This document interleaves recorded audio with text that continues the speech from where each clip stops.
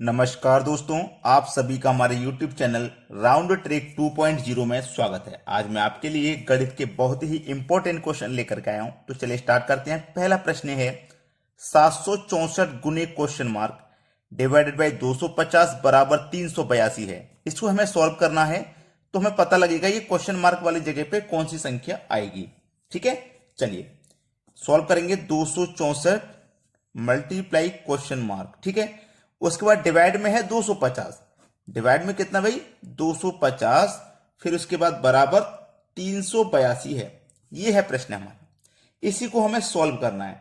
आप अच्छे से जानते हैं कि जब इस तरीके से संख्या रहेगी तो ऐसे करके क्या हो जाता है, मल्टीप्लाई, यानी कि 250 का 382 में मल्टीप्लाई हो जाएगा।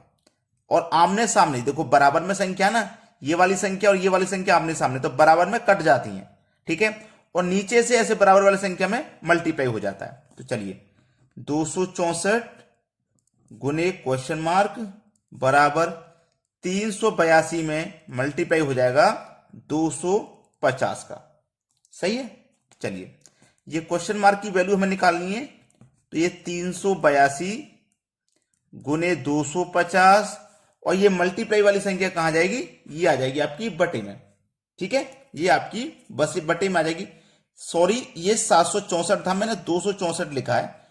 ये 264 यहां पे मैंने लिख दिया, वही चलता जा रहा है, ये गलती होती जा रही है। तो यहां पे 764 आएगा। ठीक है, अब आसानी से कर लीजिए, इसको आपको बस कटा देना है, आंसर आ जाएगा। ठीक है, चलिए ये 382 है, ये 764। अब यहां पे देखना आराम से, 382 से 764 पूरा 2 बार में कट जाएगा, और 2 से 250 125 बार में कट जाएगा। तो जो क्वेश्चन मार्क की वैल्यू कितनी आ गई भाई, कटने के बाद 125 आ गई। यानी कि जो सी ऑप्शन में दिया गया है वो बिल्कुल सही जवाब है। क्लियर है ना सभी को, अच्छे से समझ में आ गया। अब देखते हैं अगला प्रश्न। अगला प्रश्न है, अब ये प्रश्न है 12 माइनस ब्रैकेट 26 माइनस फिर से एक ब्रैकेट और फिर से एक ब्रैकेट। तो बोर्ड मास का रूल अगर आपको याद है तो आप कर पाओगे, अगर बोर्ड मास का नियम आपको नहीं पता तो नहीं कर पाओगे। मैंने अभी तक इस चैनल पे बोर्ड मास का वीडियो नहीं डाला, मैं अपलोड कर दूंगा। बोर्ड मास का नियम बहुत जरूरी है सीखना, जिससे कि आप इस तरीके के प्रश्नों को आप कर पाओ। तो बोर्ड मास का वीडियो मैं अपलोड कर दूंगा, आज या कल में ही कर दूंगा, ज्यादा समय नहीं लेने वाला, मैं कर दूंगा। तो आप उस वीडियो को जब देख लोगे तो बोर्ड मास से रिलेटेड सभी प्रश्नों को कर पाओगे। चलिए सबसे पहले क्या होगा, ये ब्रैकेट सॉल्व होगा अंदर वाला। अब 6 में से माइनस कर देंगे 3, तो इस ब्रैकेट का मान कितना है भाई, 3 आ जाएगा। इस ब्रैकेट का मान 3 आ जाएगा। चलो 12 माइनस 26 माइनस 2 प्लस 5 गुने इस ब्रैकेट का मान 3। ठीक है, यही तो है। अब फिर से इस ब्रैकेट को सॉल्व करिए आप। तो ब्रैकेट को जब सॉल्व करेंगे तो बोर्ड मास के अकॉर्डिंग पहले मल्टीप्लाई होगा। 3 का मल्टीप्लाई 5 में, 5 त्रिक का 15, 15 में 2 जोड़ देंगे तो अब इसका मान हो जाएगा 17। 5 त्रिक का 15, जोड़ देंगे 2 तो 17। ठीक है, 12 माइनस 26 माइनस पूरे ब्रैकेट का मान 17 था तो यहां 17 आ जाएगा। ठीक है, पूरे ब्रैकेट का मान 17 था तो यहां 17 आ जाएगा। अब इसी को आप सॉल्व करोगे। देखिए अब इसका मान कितना है इस ब्रैकेट का, 26 में से 17 घटा दो, इस ब्रैकेट का मान 9 आ गया। तो ये 12 माइनस 9, तो 12 में से अब आप 9 माइनस कर दीजिए तो आंसर आपका 3 आ जाएगा। हो गया कि नहीं हो गया, कोई भी बच्चा ऐसा नहीं होगा जिसकी समझ में नहीं आया हो। 3 प्रश्न का बिल्कुल सही जवाब है। सभी को समझ में आ गया ना। अब देखते हैं अगला प्रश्न। अगला प्रश्न है, यदि x प्लस वाई बराबर 19 और x माइनस वाई बराबर 7 तो x गुने y का मान क्या होगा। देखिएगा ये सवाल बहुत अच्छा है। x प्लस वाई बराबर 19 है, x माइनस वाई बराबर 7 है। ठीक है, तो हमें x और y के मान पहले निकालने होंगे, तभी इन दोनों का हम मल्टीप्लाई कर पाएंगे। देखो x और x दोनों प्लस के हैं, इनसे पहले कोई साइन नहीं, तो ये प्लस के हैं, तो ये 2x हो जाएगा। ये प्लस का y, ये माइनस का y कट जाएगा। 19 और 7 को जोड़ेंगे 26 हो जाएगा। 2x का मान 26, हमें निकालना है केवल x का। तो x बराबर 26, मल्टीप्लाई वाला 2 इधर आके डिवाइड में आ जाएगा। 2 से मैं 26 को कटा दूंगा, 13 बार में कटेगा, यानी कि x का मान 13 है। अब देखो x का मान मेरा 13 है ना, x का मान मेरा 13 है। अब x में कितना जोड़ दूं कि 19 हो जाए, x में कितना जोड़ दूं कि 19 हो जाए, सही है ना। तो आप कहोगे सर x में आप 6 जोड़ दीजिए 19 हो जाएगा। तो इसका मतलब y का मान मेरा 6 है, x का मान 13, y का मान 6, दोनों को जोड़ने पे 19 मिलेगा। ठीक है, मिलेगा कि नहीं। x का मान मेरा 13, y का 6। देखो 13 में से अगर मैं 6 को घटा दूंगा तो 7 मिलेगा।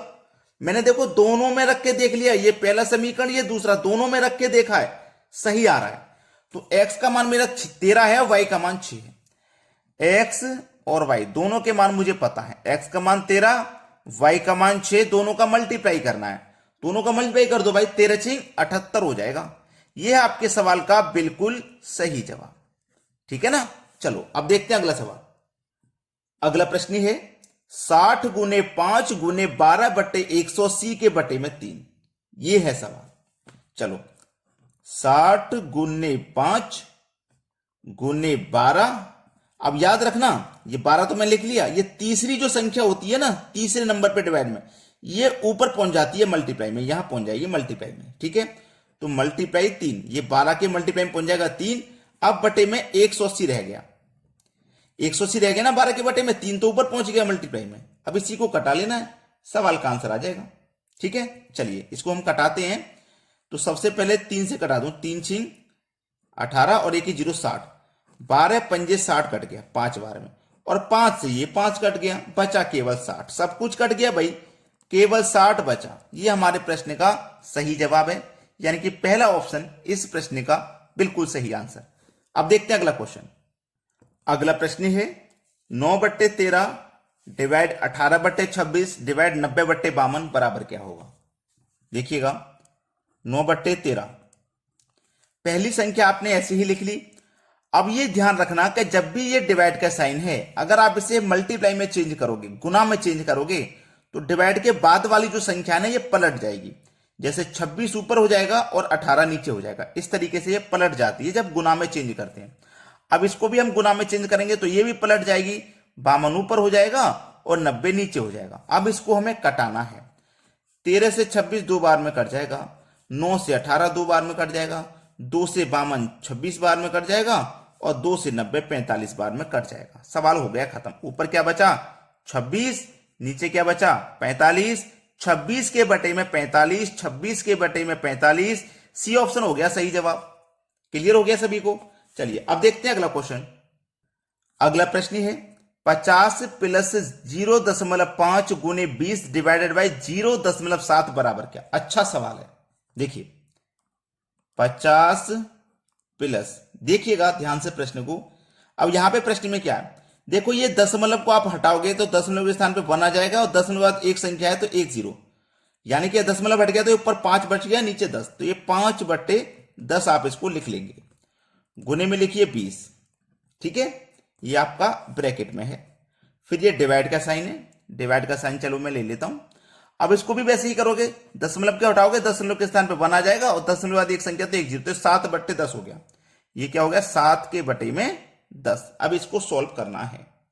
ठीक है, इसको जब सॉल्व करोगे तो देखो, पहले इस ब्रैकेट को सॉल्व करता हूं। 10 के 20 को कटाऊंगा दो बार में, 5 दूने का 10, कितना आ गया 10। 50 प्लस 10 60 हो गया, ये हो गया 60। ठीक है, 60 हो गया।